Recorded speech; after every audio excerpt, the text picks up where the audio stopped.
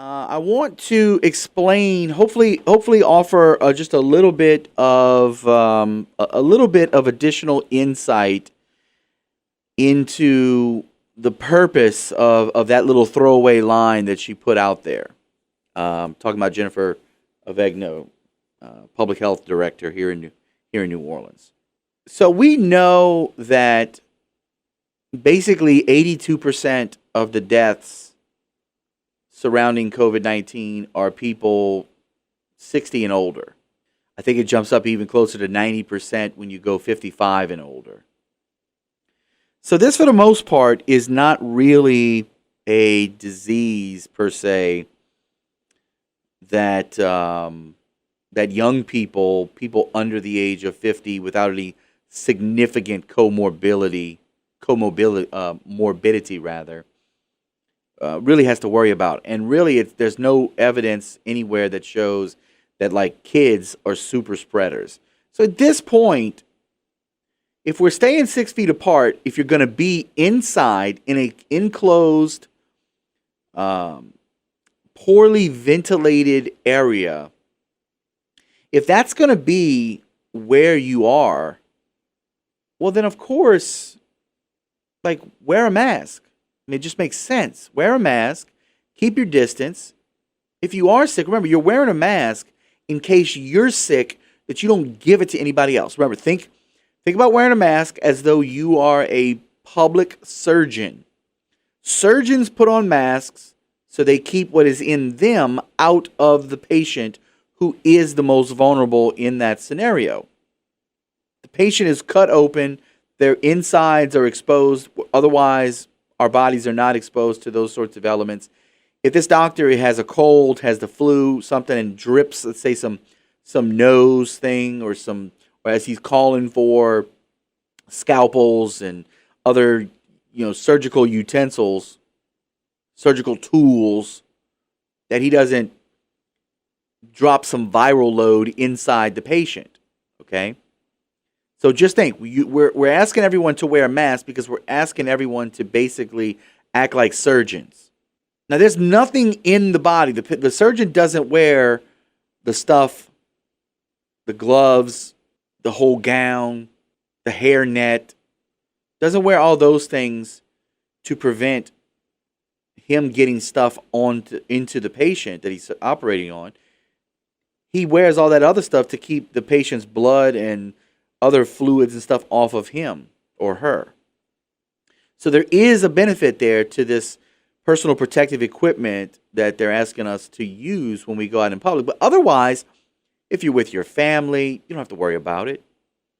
If you are, if you're outside, if you're enjoying nature, I mean, like the big thing is just simply, when you're in a place where you're going to be in close proximity, you're not able to social distance, you're going to be interacting with people for longer than 10, 15 minutes, that's when it's recommended that you just get into the habit. Now, listen, I understand that it's frustrating. Now, what's going to happen is you're going to hear, the moment this election takes place, we're 100 days out from the presidential election, and you're going to immediately see that, oh, masks are going to be explained to you the way that I just explained to you. They're not just going to be like in a sort of totalitarian way, be everyone's mandated to have masks. They're not going to do that. They're not going to do that anymore right after the election. You probably are not going to hear anything about Black Lives Matter anymore either, unless Trump wins. If Trump wins, Black Lives Matter will continue to do their thing. Antifa will continue to do their thing. Pretty much after the election, you're going to find out that all of this stuff that we've been doing, the lockdown, all the stuff that we've been doing to the economy is going to be pretty much, it's going to go away. So just be aware. Don't get caught up in the okie doke of, well, I'm not going to wear a mask because I'm not going to follow what Democrat mayors and Democrat governors and don't get caught up in that kind of unwise political banter. Be discerning. Understand that you wearing a mask is good for everybody else, and if everybody else does it, it's good for you. Be wise. That's the biggest piece of advice that Christians like us can give people is use wisdom. Use wisdom in this time and in this situation. A couple of weeks ago, we talked about a book that is probably going to hit. A book that is coming to churches. It's called White Fragility. It's by an author named Robin DiAngelo. She's a PhD sociologist. She is a white lady who has had a history of racism. But she is woke now. She is aware of her racism, and she goes around charging corporations and universities $10,000 an hour to help them discover their racism and to discover how to be an anti-racist. Well, one of my favorite professors is Professor Dr. John McWhorter, who is a linguistics professor at Columbia University. And he is just absolutely one of my favorite thinkers right now. He is a classical liberal, so he would probably fall a little bit center left, but he is by no means a progressive. In today's anarcho-communist socialistic left, he wouldn't identify with any of that stuff.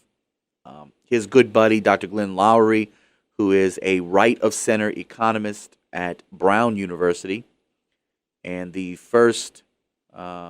of the first African Americans to receive tenure at Harvard, they're good buddies, and he is closer to Glenn than he is to the anarcho-communist and Antifa types. Which, by the way, who knew, right? Who knew that all these Democrat cities where these riots are taking place, where they're trying to burn down buildings, hey, who knew that these were the places where they were the bastions of racism and inequities, right? I mean, you got to be a real brave individual to be a part of Antifa and want to tear down Portland and Seattle. I mean, bring that stuff down here to the South. Like, bring some of those riots that you're trying to do. Bring them to Republican controlled cities and states. Like, if you want to make the case that people on the right are making the country unjust and making it more unequal, then bring the protests to there and let's see if there's a difference in how they handle it. But these Democrat-run cities and these Democrat-run states, they're just letting these rioters do their thing. They're not even protesters. There may have been protesters at one point, but there's no more protesters. There's just rioters and there's just looters. And they're getting the cover of peaceful protests. But I digress. So John McWhorter in The Atlantic, which is a left-leaning website, he wrote a piece called The Dehumanizing Condensation of White Fragility. The popular book aims to combat racism but talks down to black people. This is one of the points that I saw immediately when I read this book. I felt almost guilty reading the book, not because I was somehow inherently racist, but I thought, like, who thinks of black people in this sort of way? Like, are there really white people out there who think in this condescending, infantilizing of black people? Like, do they really have such a low opinion of the psyche and the character of black people? Because, like, graduating from a historical black college and university, I didn't see what I deemed weakness. I saw a lot of strength. I saw a lot of pride. I saw a lot of intellectual prowess. I saw a lot of people working hard. And they didn't look like me. You know, most of the time I was the only one who looked like me, except for the occasional professor that I saw when I was in college for all 4 years as I was getting my undergrad. But John McWhorter, I want to read one paragraph in this article, and this gives you an idea. And the reason why I'm bringing this up is because right now you have a lot of people in a lot of churches here in the metro area who are doing small groups and in-house studies. And I mean, this book is going to make its rounds. It's going to get to you. It's going to hit some aspect of your life. It's going to get to your company. It's going to get to your school system.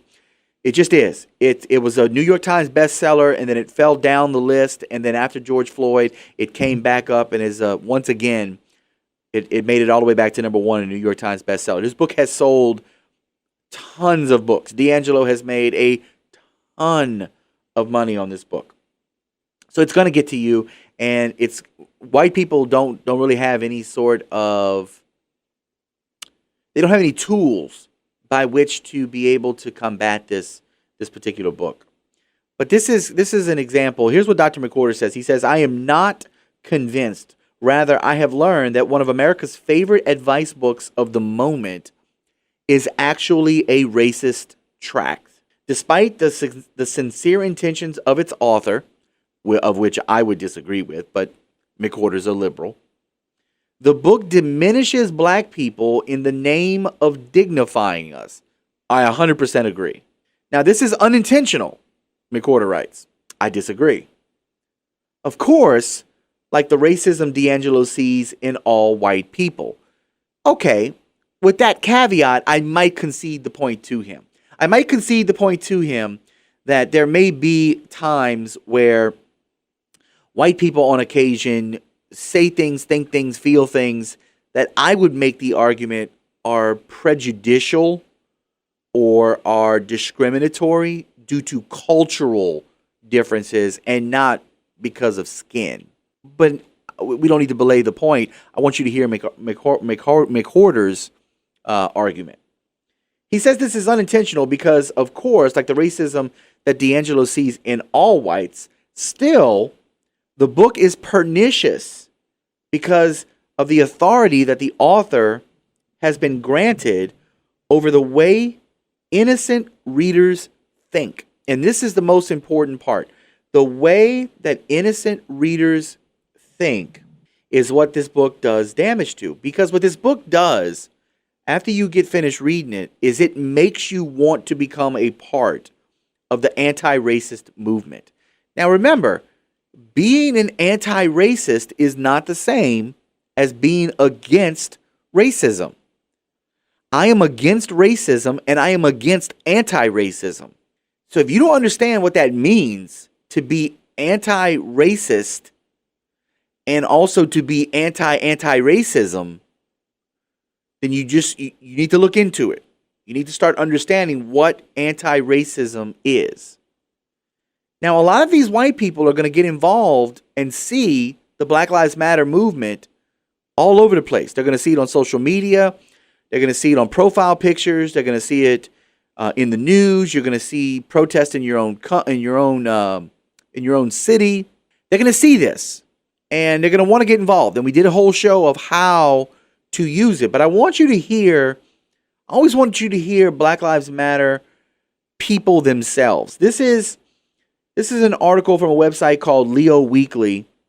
Leo Weekly is, I believe, a Louisville publication, Louisville, Kentucky publication. And this is from Chanel Helm. She is one of the founders of Black Lives Matter in Louisville. And here's what she wrote. White people, here are 10 requests from a Black Lives Matter leader. This is what she put out there as a founding member, a co-founding member of Black Lives Matter in Louisville. And this is the article that she published. And she wants you to understand, white people, that this is what, if you really want to help, we don't need you to make posts on social media. We don't need you to, we need you to do specific things. And we're going to lay them out and make them very plain for you. Number one, white people, if you don't have any descendants, will your property to a black or brown family, preferably one that lives in generational poverty. Number two, white people, if you're inheriting property that you intend to sell upon acceptance, give it to a black or brown family. You're bound to make that money back in some white privileged way. Number three, if you're a developer or realty owner of a multifamily housing, build a sustainable complex in a black or brown blighted neighborhood and let black and brown people live in it for free. Are you noticing a trend? We're at number 3. We got to get to 10. Are you noticing a trend? Number 4, white people, if you can afford to downsize, give up the home you own to a black or brown family, preferably a family from generational poverty. Number 5, white people, if any of the people that you intend to leave your property to are racist a-holes, change the will and will your property to a black or brown family, preferably a family from generational poverty. Number 6, white people, rebudget your monthly so that you can donate to black funds for land purchasing. Number 7, white people, especially white women, white ladies, white girls, listen up. This is specifically for you, because this is a y'all specialty, like like Nosy Jenny, or all you Karens out there, the meddling Cathys and the BBQ Beckys and the permit Patties. You know who you are.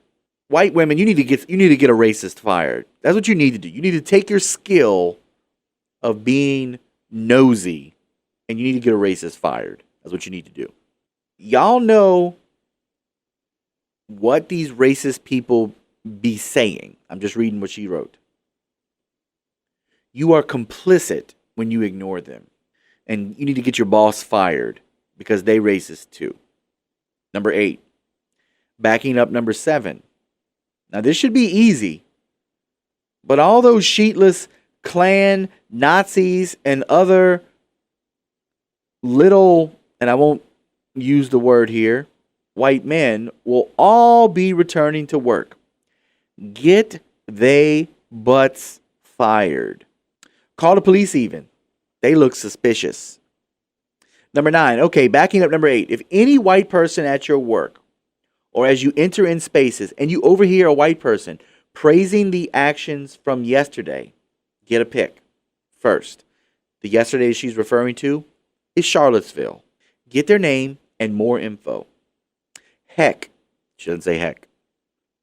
Find out where they work, get them fired. But certainly address them. And if you need to, you got hands. Use them. And number 10, commit to 2 things. Fighting white supremacy where and how you can. This doesn't mean taking up knitting unless you're making scarves for black and brown kids in need. And number 2, funding black and brown people and their work. Hashtag run us our land. Hashtag reparations. Hashtag you want to learn today. Hashtag run us our money. That is Chanel Helm, co-founder and co-organizer of Black Lives Matter Louisville. This is no longer an issue that you can just be neutral on. Black Lives Matter is not just a feel-good statement. Now, with these organizations and who basically have been carrying the water for groups like DiAngelo and academics like DiAngelo, Ibram Kendi is another one of these anti-racist. Peggy McIntosh is probably the original anti-racist. But you've had, these people are just more sophisticated Al Sharptons and just more sophisticated Jesse Jacksons. These race hustlers, they're hucksters, they're grifters, they're just trying to make money, they're just trying to get people. And really, we're 100 days out from the presidential election. The majority of this stuff is only being done in hopes that people will go out there. There'll be enough bad publicity in the media. This will reflect poorly on the president. And you know what? It might work. But we can't let it work. Here's what I mean. If you go, you hear time after time after time on cable news and mainstream media, you hear all the time that the President of the United States, President Donald Trump, is racist. Now, you never, ever heard that the president was racist when he was on The Apprentice, when every rapper wanted to be like Donald Trump because he was He was braggadocious. He was out there. He was a player. He was rich. He had a helicopter with his name on it. He had skyscrapers with his name on. He had gold-plated toilets. When Trump's lifestyle was what everyone wanted to, that was poor in the rap game, wanted to be like. And he was donating money, and people were able to get money out of him through donations. You never heard anything racist about Trump. And so if you actually try to find the best examples of Trump racism, we have books like White Fragility and Black Lives Matter, we are so in a place and at a time in the United States where we've never been less racist. I mean, like, legitimately, we've never been less racist. In fact, I wanna quote you something. Let's see if I can find it real quick. There was a statement made by a professor. Yes, here we go. Dr. Orlando Patterson in 1991, an African American professor at Harvard, who is a leftist, or he's probably a Democrat, registered Democrat, and as a result, he's not a conservative. I'll put it like that. He's not a conservative. But here's what he said in 1991. Ladies and gentlemen, we're talking almost 30 years ago. He said, quote, "America is now the least racist white majority society in the world. Has a better record of legal protections of minorities than any other societies, white or black. Offers more opportunities to a greater number of black persons than any other society, including all of those of Africa." Close quote. Now, to some people, that's self-evident. To you and I, that's a very self-evident statement. But what I want you to see is this is an African-American professor, an Ivy League professor, 1991, not a conservative. 30 years ago, we were in a better place than any other place in the world. We just got finished 8 years of the first black president and a black attorney general, secretary of states. Like we've had all of the major positions of power in our political, in the politics of our country, in the body politic, who have been black. Like to be honest with you, like movies talking about the first black this, that, or the other. I mean, other than the encouragement that I get from the overcoming of something.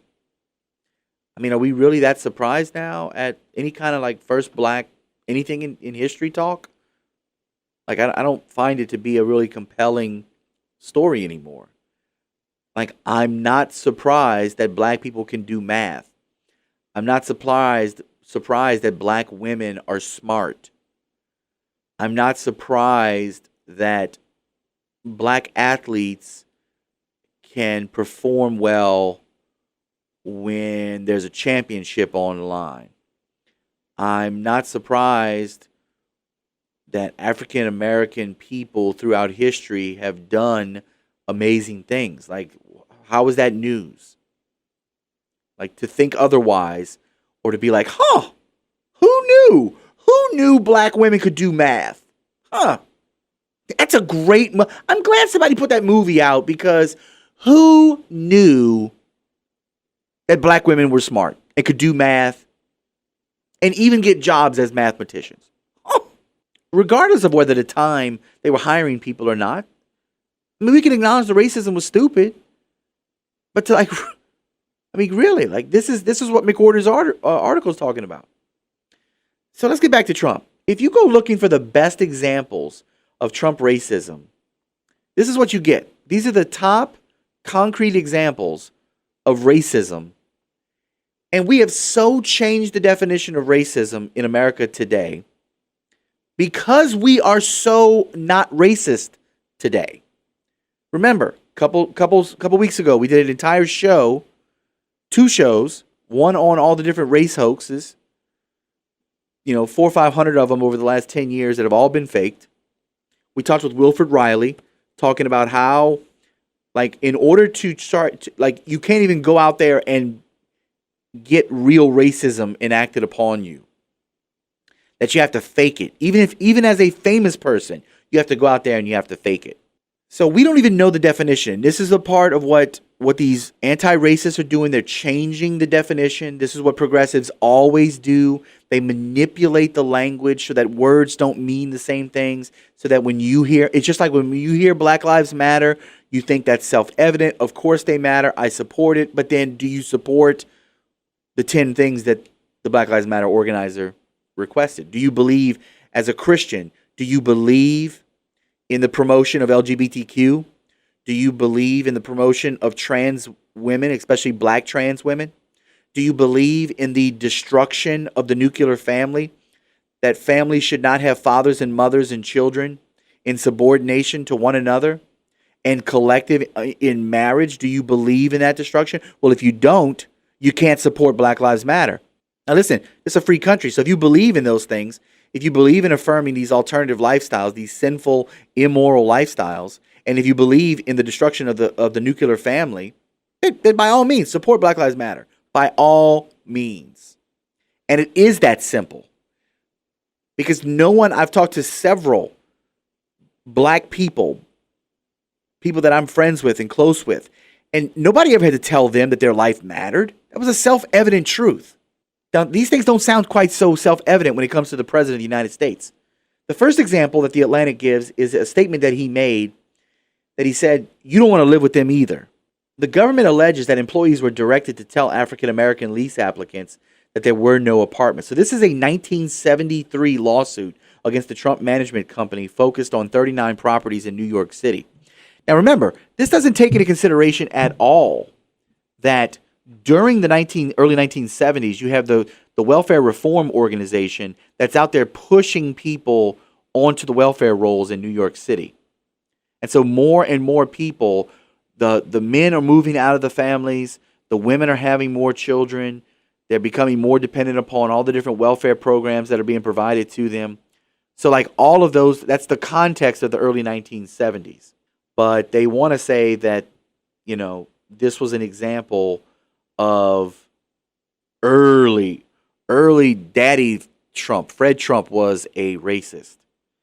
Now, if you have a culture that lives in a certain way that doesn't reflect the values of your property and how you want to manage and upkeep your properties, you have every right to discriminate against those applicants based off of how they live. Like if you have a tenant that is constantly kicking holes in the wall or bringing in animals when you have a no pet policy and the pet is, peeing on the sheetrock or, messing up the carpet or whatever the case may be, like that's a problem. And you can fix that as a landlord. Another example that they're saying is that at some time in 1989, Donald Trump said to bring back the death penalty. Bring back the death penalty. And so what we're led to believe is that by him saying bring back the death penalty, when it was like New York City was basically in 1989 the Chicago of today. Just like there are every weekend, there are almost triple-digit shootings and easily double-digit killings, including that of innocent children, single-digit aged children, toddlers being killed. That was going on in New York City. And so the dog whistle is bring back the death penalty means let's kill more black prisoners. Let's kill more black men. That's what they want you to believe. That feels like a stretch to me. That feels like a stretch at best to say that Donald Trump, that's an example of Donald Trump racism. Then, of course, they want to point to in 1990, in the early 1990s, Trump attempted to block the building of new casinos in Connecticut and New York that would cut into his casino operations in Atlantic City. All right, so what did he say? He said, they don't look like Indians to me. Now, we know that as part of America's guilt and reparations plan, we have given Indians land where they don't have to pay lots of different federal and state taxes And so the Indians have gotten smart and built casinos everywhere. So most of these Native American casinos or these Indian-run casinos, it's incentivizing and giving discriminatory benefits to casinos on Indian reservations that casinos like Atlantic City Trump casinos that he couldn't get. So of course, as a business person, if somebody gets an advantage in your business and it could undercut the profits of your business, what logical person thinks that you're not going to be opposed to that? But I guess maybe it was his use of Indians, his use of that word. But that was the early 90s, and I don't think people were really tripping about that. In the summer of 2005, The Atlantic says that Donald Trump had an idea. What if the next season of his reality TV show, The Apprentice, pitted a team of successful African Americans versus a team of successful whites? He said that the format of the show would be a sort of social commentary reflective of our very vicious world. The concept never made it to air, but Trump's treatment of black contestants on his show generated controversy. Did it? I mean, you had a couple of people who long after the fact came out and said, but like when Little John's on The Apprentice, okay, like when he's out there doing his thing and winning The Apprentice, you know, or the first season winner is picked primarily because he's African American. Like, these are not examples of racism. And here, if this Atlantic author of this piece would actually be honest, Trump looks almost like prophetic to, in 2005, point to the fact that we live in a very vicious world. That for as much as we get along amongst the different races, there is also this undergirding of tension that, if given the opportunity, will bubble up right to the surface. But I guess you can't suggest those sorts of things. And then, of course, there was his attack on President Obama, and I'm using attack purposely because I don't really see it as an attack. I made the same case, and it was the issue with his birth certificate. Here's the issue. The Constitution of the United States is very clear on who can be president of the United States in terms of his citizenship. It's very simple. You have to be born within the land, and both of your parents have to be American citizens, either by birth or by naturalization. The only people who were grandfathered into were the founding era because they immigrated to the United States. There was no United States when they were held. So the first presidents of the United States didn't fall under this, and they were grandfathered in. This is the argument that I made why people like Ted Cruz and people like Bobby Jindal could never be. So I'll make the case, forget Obama for a second. They could never be and actually run for president of the United States. Couldn't be eligible. Ted Cruz was born in Canada. Yes, both of his parents were American citizens, so he gets American citizenship. But you need more than American citizenship. You have to be a natural-born citizen to be the president of the United States.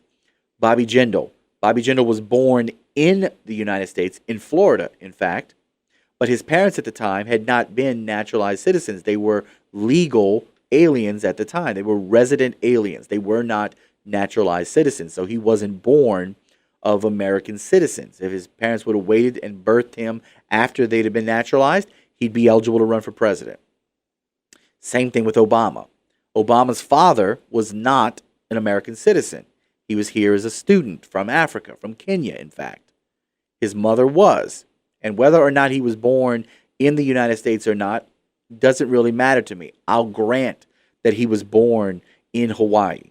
But if he was born in Indonesia, it still doesn't matter because his father wasn't. He doesn't have both of his parents who were born. So is he an American citizen? 100%. Should he have been eligible for president? I don't believe so under the Constitution. Now, did Trump ever make that nuanced of an argument when he was going around getting ratings for the NBC morning show talking about Obama's birth certificate? No. He didn't make that clear of a statement. But he was bringing out something that was not a dog whistle. This was not an issue of racism. This was an issue of, is this man eligible? Did he trick the system? Did he fool the system? Are we putting someone in the office of president who is not actually eligible to be president? And there were people very respectable people beyond Trump. If you don't like Trump, fine. There were respectable people who brought up questions about that. I just laid out the questions that I had about it. And so let's see if there's anything else. In office, Donald Trump followed through on his promise to curb immigration from majority Muslim countries. There were a lot of countries that he banned because of their known terrorism. And of course, the media spun this as he was being some kind of racist as a result. That he was purposely picking on. I made an infographic of all the countries, and there are countries where there are a majority of blacks, dark-skinned people that live in those countries. But Boko Haram is a majority black Muslim terrorist organization. These were things, and he reportedly, I've been to some African countries, and he called some of these countries bleep hole nations. That was the thing that was leaked that he said that people seized on. There are some really bad conditions in a lot of these countries. And unfortunately, a lot of these places only have some bamboo poles in a square or in a circle and a hole dug in the ground that you defecate into. That's very common all across countries throughout Africa and in many of these nations. And it may not be the most sensitive thing to say. It's definitely not a kind thing to say. But you're not going to say that these African nations, they're just like Rodeo Drive. Man, going to these countries is just like being in Beverly Hills. No, you're never going to say that. This is kind of like being in the Wall Street district of downtown Manhattan. No. Listen, the places that I've been to in Africa, I have never been to a place that poor in the United States of America. And I've been to some of the poorest places around here in the New Orleans area. And I'm telling you, the poorest places around here look like downtown Manhattan and Beverly Hills compared to some of the places that I've been to and the living conditions that these people live in generation after generation after generation. In countries like South Sudan, Uganda, Kenya, the Congo. So all of those, that's their best. That's their best. I just gave you 7 of their best examples of Donald Trump racism. And those things, they're not racist. You have to spin those things into racism. But I want to show you who the real racist is coming up in 100 days. In 100 days, these are the top 7 racist comments made by Joe Biden over the years. So let's see if this seems and feels a little easier. Trump, I didn't see any racism in any of those comments. I saw insensitiveness. I saw a lack of decorum. I saw a lack of couth. I saw a little too much of, call it elitism. I mean, the man is a billionaire and has been a billionaire for a while, or at least lived as a billionaire, regardless of whatever his net worth is. He's rich. And elite people and rich people tend to behave a little bit differently than common folk. Okay? And Trump is kind of new to this Christian thing. So, we give a lot of grace to people who become new Christians and who don't necessarily live out like Christians yet. But let's look at Joe Biden. Joe Biden just this past week. Let me make sure it's this past week. Yes, just this past week. A couple of days ago. Listen to what he said. What President Trump has been doing in his spreading of racists, the way he deals with people based on the color of their skin, their national origin, where they're from, is absolutely sickening, said Joe Biden earlier this week. No sitting president has ever done this. Never. No Republican president has done this. No Democrat president. We've had racists, and they've existed. They've tried to get elected president. He's the first one that has. Close quote. Oh, Joe Biden, the gift that keeps on giving. I mean, listen, if Joe does get into office, at least there's good material for radio. Okay, so there's that. Forget, I know it's supposed to be putting the needs of the country ahead of everything else. But look, this is words from a man who praised a former KKK leader as a mentor. He praised segregationist George Wallace as someone who's not afraid to stand up and offend people, someone who wouldn't pander, but would say that the American people know in their gut is right. Now look, George Wallace, at the end of his life, repented. He went and spoke at a black church, gave his life to the Lord, repented from the harm that he had done to the black community. I'm not here to pick on George Wallace, but he ain't talking about that George Wallace.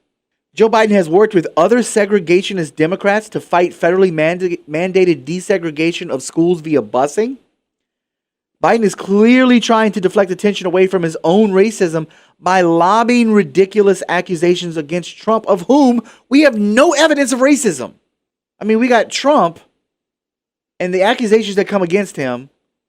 I mean, yes, he publicly criticized Barack Obama. And especially when he decided to run for president as a Republican.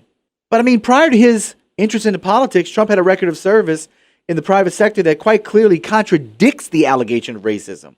In 1986, he was awarded the Ellis Island Medal of Honor along with Rosa Parks and Muhammad Ali. And this is awarded annually in celebration of patriotism, tolerance, brotherhood, and diversity. At the Rainbow Push Coalition event in 1999, Jesse Jackson praised Donald Trump as a friend who embraced the underserved communities. But now I've got some stuff here about Biden. So let's get into Biden. There are racially insensitive comments made by Biden that, I'm not going to have time to mention here, such as his use of the N-word while quoting other people in Senate hearings. Like, he is all too eager to, I'll link it to my Twitter page at Kingdom Useful. Just go to at Kingdom Useful and I'll link the stuff later today. And I think they're improperly cited as evidence of Biden's racism, but he is too eager. So I'm not going to accredit that to him. But let's go number 7. We'll go 7-1. Number 7. He made some comments in 1977 about desegregation and that his kids growing up in a racial jungle.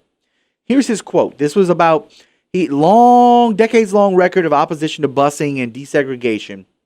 And in 1977, during a congressional hearing on anti-busing legislation, Biden, who joined with segregationists in this fight, said that he wanted to, quote, ensure that we do have an orderly integration of society, and pointed out that he was not just talking about education, but all of society. He said, quote, unless we do something about this, my children are going to grow up in a jungle. The jungle being a racial jungle with tensions having built so high that it's going to explode at some point. We have got to make some move on this, close quote. Oh, Joe, so integrating black people into white society, because that's what the law requires, is going to create a jungle for your children to grow up in. See, that feels a little bit easier to say, oh, that's racist. Number 6, he had this real bizarre praise of Senator Barack Obama in February of 2007. Biden was trying to be president then when this senator from Illinois started making the rounds. And here's what he said. He said, you got a guy, quote, you got a guy the first mainstream African-American who is articulate and bright and clean and a nice-looking guy. I mean, that's a storybook, man. Now, you do realize Barack Obama was not the first African-American to run for president. Jesse Jackson ran for president in 1988. Alan Keyes ran for president in 1999, 1996, 2000, 2008. Carol Moseley Braun and Al Sharpton both ran in 2004. I don't know. Maybe all those people that I just mentioned were not clean or articulate enough for Biden's comments. He uses this anti-Semitic slur Shylock, and he used it in September of 2014. Here's his quote. That's one of the things that he finds when most in need. When he was over there in Iraq for a year, Biden was talking about the 40th anniversary of the Legal Services Corporation. Quote, people would come to him and they would talk to talk about what's happening to them in terms of foreclosures, in terms of bad loans that were being. I mean, these Shylocks who took advantage of these women and men while overseas. Because, the Jews control the banks. Right, Nick Cannon? Then he made these comments about poor kids in August of 2019. He said, we should challenge students in these schools. We have the notion that somehow if you're poor, you cannot do it. I mean, poor kids are just as bright and just as talented as white kids. Close quote. You got wealthy kids, then you got black kids, and you got Asian kids. No, I really mean it. But think how we think about it. So basically, the poor kids are black, the white kids are not, and then the Asian kids are just something else. In 2006, you got his comments about working at 7-Eleven or Dunkin' Donuts. Hey, I've had a great relation in Delaware. Quote, you cannot go to a 7-Eleven or a Dunkin' Donut unless you have a slight Indian accent. I'm not joking, Biden said. Number 2, he said the reason we can't hold China accountable for COVID-19 in July of this year, 2020, he said according to, let's see here, because according to Joe Biden, Trump can't hold China accountable for COVID-19 because Americans can't distinguish between a South Korean and someone from Beijing. The old Dave Chappelle line, chill out, y'all all look alike. I mean, that's racist. I mean, you can't, that's clearly racist. Like, these are not comments from like the 1970s. These are 2019, 2020, like 2 or 3 of these are from this year. Like, we've forgotten what actual racism is. This is actual racism. And number 1, the claim that you ain't black. If you got to figure out if you don't support Joe Biden, if you got a great high percentage of melanin in your skin and you don't support Joe Biden, well, then you ain't black. And I don't agree with hardly anything that Charlemagne the God, the 5%er on the Breakfast Club, Charlemagne the God says. But I agree with him. In this last thing that he just said, Charlemagne went out there and told him Joe Biden just needs to shut up forever. Just shut up forever.